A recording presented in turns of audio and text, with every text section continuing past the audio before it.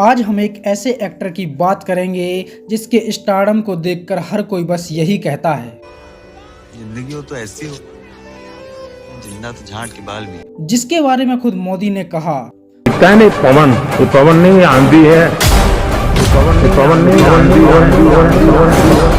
पवन कल्याण south का एक ऐसा स्टार है जिसे पावर स्टार कहा जाता है। क्या आप यकीन करेंगे कि आज जिसने सिर्फ 20-22 फिल्मों से पूरे साउथ सिनेमा के स्टारडम को हिला कर रख दिया है, वो खुद कभी इतने डिप्रेशन में थे कि उन्होंने खुदकुशी करने तक की कोशिश की थी। वो एक ऐसे एक्टर रहे हैं जिसने कभी शादी ना करने की कसम खाई थी और आखिर उसने क्यों 3 शादियां की, जो सिर्फ इसलिए राजनीति में आए क्योंकि उनके भाई ने कांग्रेस से गठबंधन कर लिया था। क्यों अपनी खुद की पार्टी बनाकर वो अपने ही भाई से लड़े, जानेंगे पावर स्टार पवन कल्याण से जुड़ी और भी कई रोचक बातें। तो चलिए शुरू करते हैं।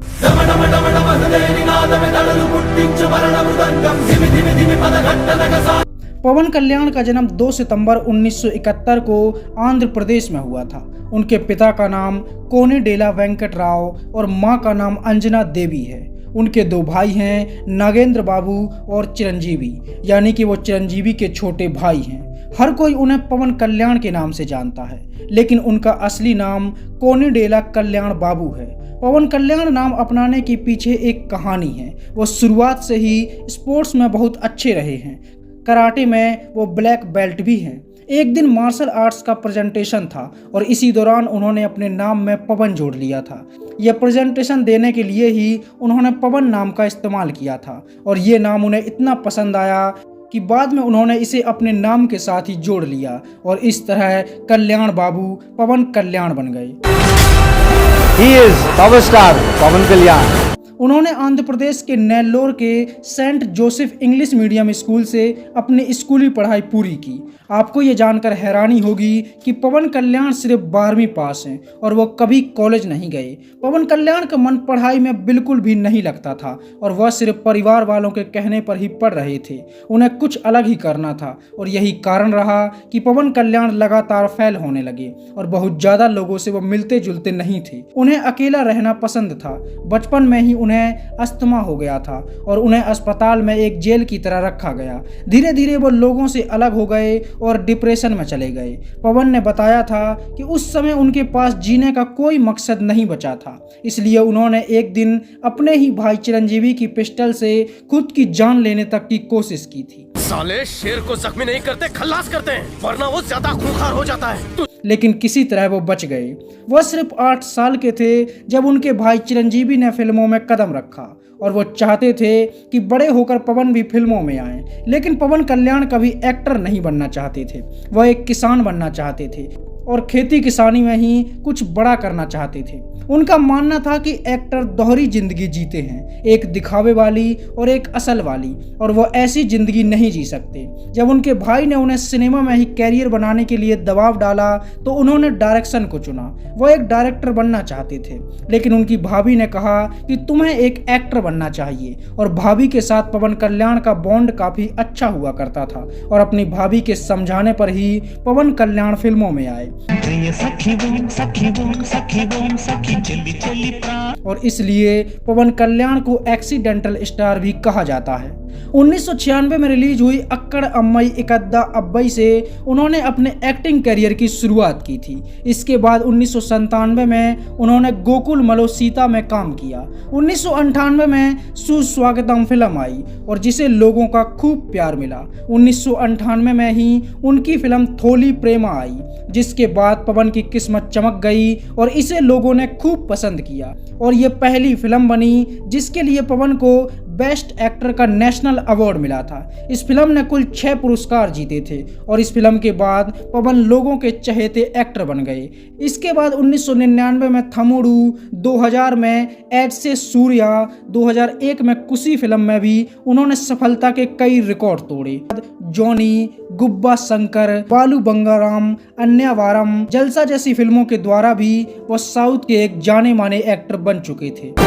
कल्याण बाबू किंतु सलाम से स्टार, रियल स्टार पवन कल्याण की చాలా పెద్ద fan. I'm a very big fan of power star Pawan Kalyan. Big fan of Pawan Kalyan. I'm a big fan of Pawan Kalyan. हर कोई उनका फैन बन चुका था। उनकी कुछ फिल्में फ्लॉप भी रहीं, जिनमें जलसा, पुली, 3 मार और पंजा जैसी फिल्में रहीं, जो बॉक्स ऑफिस पर सुपरहिट तो नहीं हो पाईं, लेकिन फ्लॉप भी नहीं हुईं। 2003 में फिल्म जॉनी से उन्होंने अपने डायरेक्शन कैरियर की भी शुरुआत की थी, जो वो हमेशा से करना चाहते थे। उनके डायरेक्शन में बनी फिल्म जॉनी को लोगों ने खूब पसंद किया और यह एक अलग तरह की फिल्म थी। उनका लोगों में ऐसा क्रेज बन गया कि उनकी आज तक कोई फिल्म फ्लॉप नहीं हुई। उनकी गोपाला गोपाला बॉलीवुड फिल्म ओ माई गॉड का रीमेक थी और इसे लोगों ने ओरिजिनल से भी ज़्यादा पसंद किया था।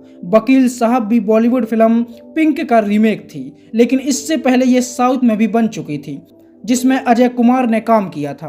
पवन कल्याण की गब्बर सिंह को लोगों ने इतना पसंद किया था कि यह साल की सबसे ज्यादा कमाई करने वाली फिल्म बनी थी। नोट कर ले, ये भी डायलॉग बोलना सीख गया, लिख लिया।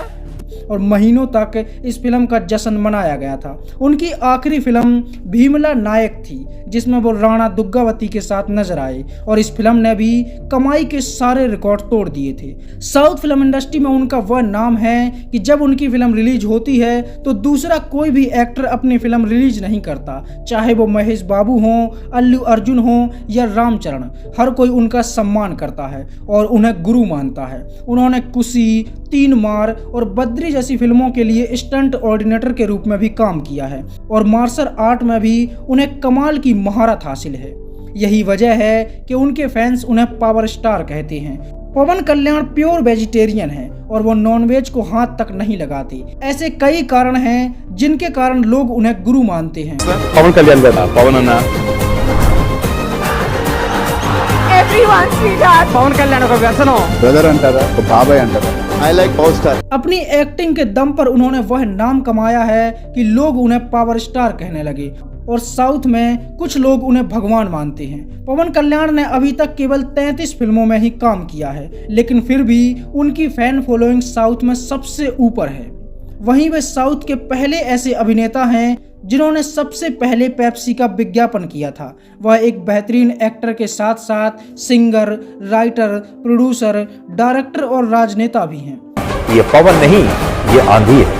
2014 में वो गूगल पर सर्च किए जाने वाले नंबर 1 राजनेता थे और फोर्ब्स ने उन्हें दुनिया के 100 सबसे पावरफुल लोगों में से एक माना था।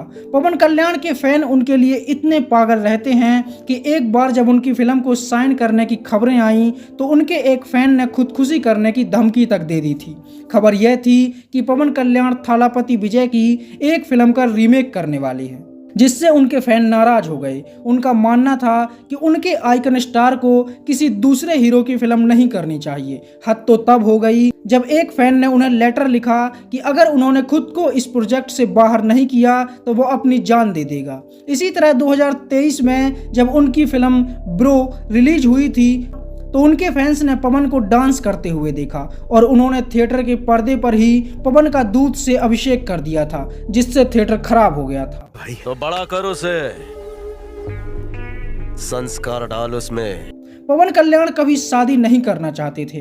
जब परिवार वालों ने दबाव बनाया तो उन्होंने कहा था कि वो कभी शादी नहीं करेंगे, लेकिन वक्त के साथ हालात ऐसे बने कि उन्होंने 3 शादियां की।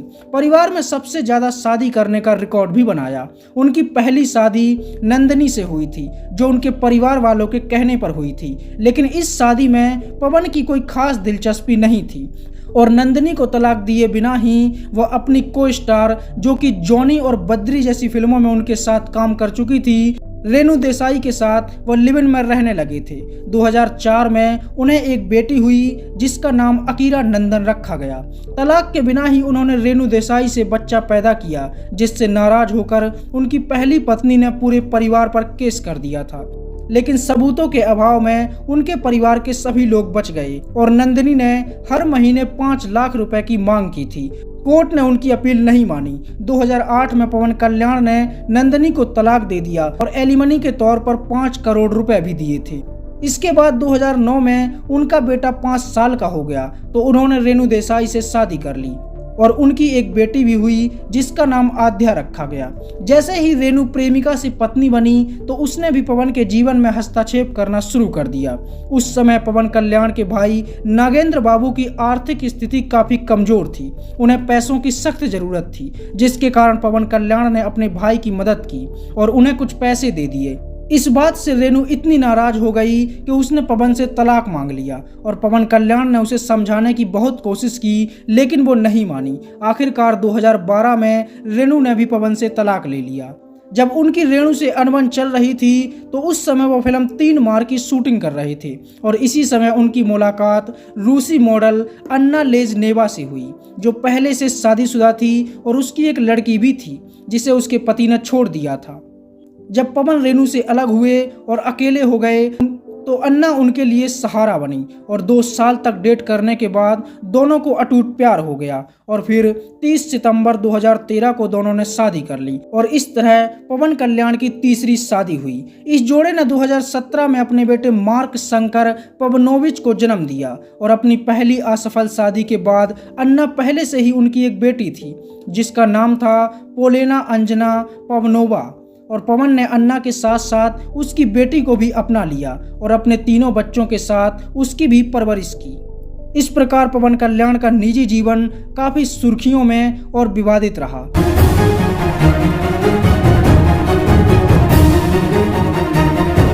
अब बात करते हैं पवन कल्याण के अभिनेता से राजनेता बनने तक के सफर की।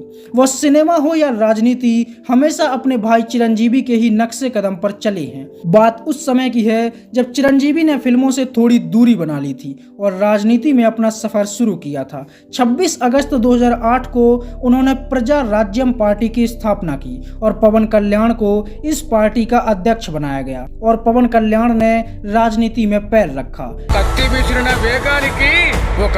लेकिन 19 अप्रैल 2009 को एक रोड शो के दौरान उनकी तबीयत बिगड़ गई और उन्हें खून की उल्टियां हो गईं और फिर पवन कल्याण ने कभी कोई चुनाव नहीं लड़ा। 2011 में चिरंजीवी ने अपनी प्रजा राज्यम पार्टी का कांग्रेस के साथ गठबंधन कर लिया और इस बात से पवन कल्याण बहुत दुखी हुए। वो कभी कांग्रेस के समर्थन में नहीं थे, इसलिए वो अपने भाई से भी नाराज हो गए और फिर 14 मार्च 2014 को पवन कल्याण ने अपनी खुद की पार्टी बनाई जिसका नाम रखा ना पेर पवन कल्याण का दो, ना पार्टी जनसेना का दो।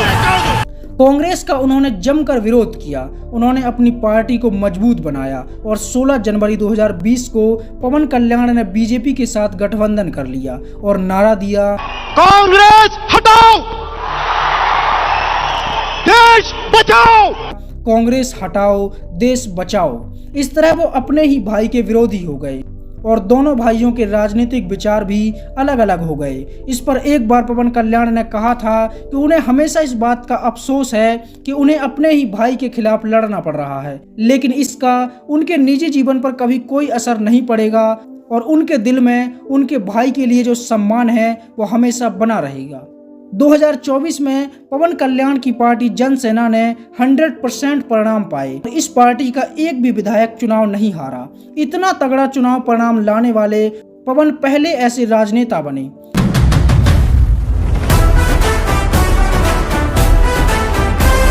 9 जून 2024 को उन्होंने आंध्र प्रदेश के डिप्टी सीएम की शपथ ली और केवल 10 साल में वो राजनीति की बुलंदी पर पहुंच गए, जिसका कारण सिर्फ और सिर्फ उनकी फैन फॉलोइंग ही है। पवन कल्याण लगभग 165 करोड़ की संपत्ति के मालिक हैं और आज पवन कल्याण एक दमदार एक्टर के साथ साथ एक दमदार पॉलिटिशियन भी बन चुके हैं। साउथ में उनकी फैन फॉलोइंग इतनी तगड़ी है कि लोग उन्हें भगवान की तरह पूजते हैं और उनकी फिल्म का लोग ऐसे इंतजार करते हैं जैसे कि मानो कोई त्योहार आ रहा हो और उनकी फिल्म का सेलिब्रेशन भी ऐसे किया जाता है जो महीनों चलता है। बड़े से बड़ा एक्टर और बड़े से बड़ा डायरेक्टर भी उनके सामने खड़ा होने की हिम्मत नहीं करता। पवन कल्याण केवल कुछ ही फिल्मों से उन्होंने वह स्टारडम खड़ा किया है जिसे सालों तक मिटाया नहीं जा सकेगा। धीरा धीरा धीरा धीरा